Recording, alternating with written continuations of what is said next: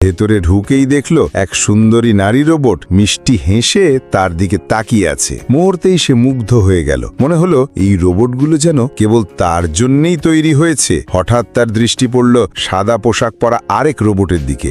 অকারণে হাত বাড়িয়ে দিতে চাইলে রোবট লিসা সতর্ক করল, দয়া করে সম্মান দেখান। নিরাপত্তারক্ষী হতবাক হয়ে গেল, কারণ জীবনে এই প্রথম কোনো রোবটকে সে মানুষের আদেশ অমান্য করতে দেখছে। সতর্কবার্তা না শুনেই আবার হাত বাড়াতেই লিসা তাকে ধাক্কা দিয়ে মাটিতে ফেলে দিল। ক্রোধান্ধ নিরাপত্তারক্ষী এবার লিসাকে জাপটে ধরে আক্রমণের চেষ্টা করল। লড়াই করতে করতে তার দেহ চার্জিং ডকের সঙ্গে চেপে যায়। এতে সংযুক্ত থাকা অন্য রোবটগুলোর চার্জিং চেন ভেঙে যায়। এদিকে আরেকজন নিরাপত্তারক্ষী তার সহকর্মীকে না পেয়ে প্রেসিডেন্টের অফিসে এলো। ভেতরে ঢুকেই মাটিতে লুটিয়ে থাকা সহকর্মীকে দেখে সে বুঝল কারণই নারী রোবটই। রাগে সে বন্দুক তুলল, কিন্তু লিসা তাকে কোনো আঘাত করল না, বরং শান্তভাবে অফিস ছেড়ে বেরিয়ে গেল।